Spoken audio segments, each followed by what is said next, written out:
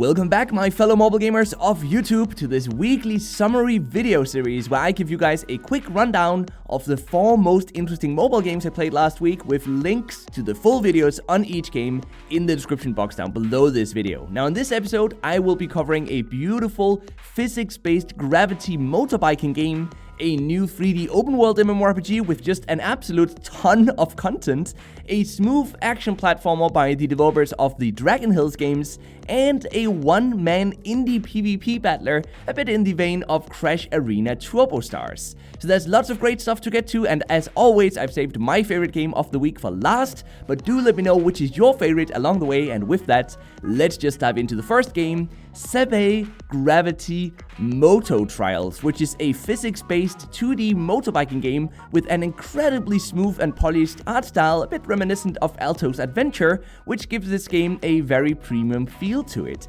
The game has us attempt to achieve 3 stars in each of the many levels that slowly introduce new gameplay elements, by the way, like gravity-changing orbs that once hit will rotate the entire world slightly. And especially this gravity-changing orb is a really cool feature, and once you get to that part of the game at around level 8, you guys will really feel that. It simply feels amazing. Now the controls are easy to get used to, and between levels we can spend stars that we earn from completing levels on upgrading the power and the maneuverability of our vehicle. And if we make a mistake, we can simply reset these upgrades for absolutely free. That feature is not monetized, even though I kinda expected that it would be, because it is in the vast majority of mobile games out there. Now the game monetizes instead through the occasional video advertisement and then a premium in-app purchase that will remove those advertisements completely from the game, enable a level editor, and gives us a cape that increases vehicle speed by 17%, all for just $3 US.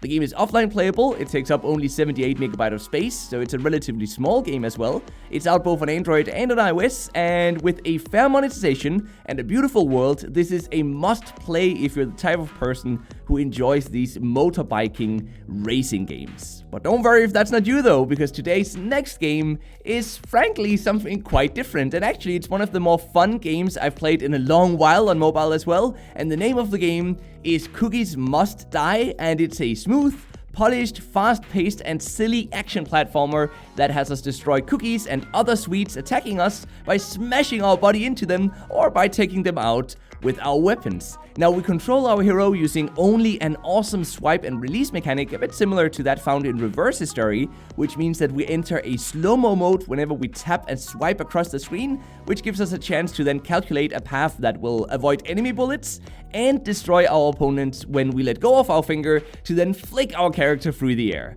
Between levels, we can spend in-game gold on upgrading our character, we can buy new weapons, or even entirely new characters, so that we can defeat the next chapter of levels, which all end in an epic boss battle. Monetization of this game is relatively relaxed, focusing on in-app purchases to buy more in-game gold, which allows us to progress a bit faster, and then through incentivized video advertisements to double up the gold we've earned when we die in this game. The game is offline playable, it takes up 178 MB of space, it's out on Android and on iOS, and if you've ever played games like Lost Sock Naughty Brothers or even Reverse History, or you're just in the market for a new action platformer, then Cookies Must Die is definitely worth taking for a spin, if you ask me at least. Next up, we've got what is easily this week's largest game. In fact, it's quite massive, honestly, because Lumia Saga is a 3D MMORPG with a cute art style, no gender-locked classes, and an absolutely insane amount of gameplay systems and features, even counting a few surprises,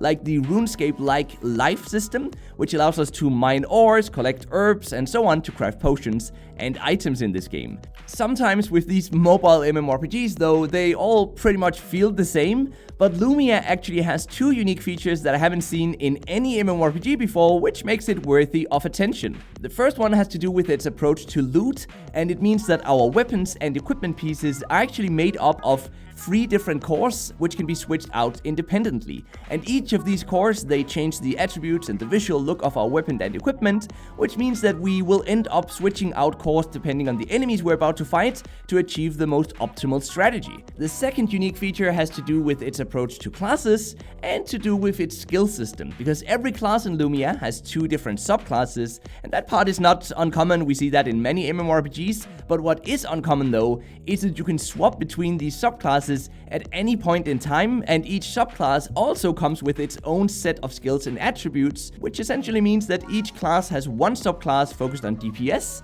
and another class focused on team play and on healing yourself and your allies. Lumia is very heavy on its auto gameplay though, with both auto questing and auto combat, and for some players this will be a huge turn-off, but for others it might be the reason that they find the game appealing, of course. To me personally, all of these auto systems makes Lumia feel almost like an incredibly elaborate and well-made idle game, not too unlike Ulala Idle Adventure, and as such it's actually a quite enjoyable game. The game monetizes through selling items that allow us to level up faster though, but it does seem that most things can be grinded through normal gameplay, and if we sell resources to other players on the in-game auction house, we can even earn a currency that can be used to buy the most essential cash shop items for absolutely free, or well, by spending that in-game currency, of course. The game requires online access, it sets you back 2.06 GB of space, it's out on Android and on iOS, and if you're in the market for an auto-combat MMORPG with a ton of features, then Lumia Saga might just be your game, and with a few unique twists to the typical MMO gameplay,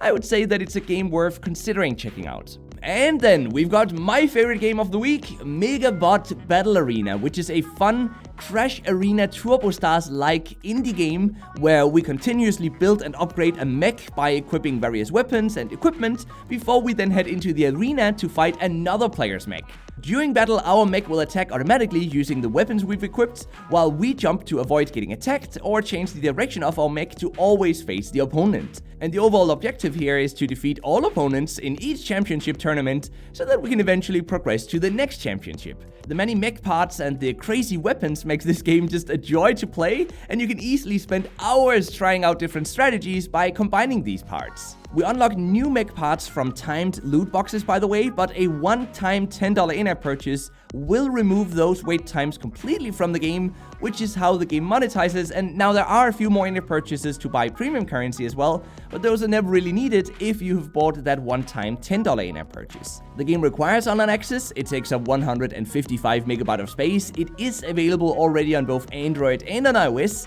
and if you enjoyed Crash Arena Turbo Stars back when that released, then you're almost guaranteed to love BattleBots too, and it's also my favorite game of the week, so I can absolutely recommend that you go check it out. Now, I hope that you've enjoyed this video, by the way, and if you did, that you'll have a look around the channel, leave a like on your way out, and subscribe if you haven't already, because I cover a new mobile game every single day around here, and I would love to have you join me in creating the best possible community for mobile gamers right here on YouTube. So with that said, till next time, just keep gaming, stay awesome, and I'll see you guys around.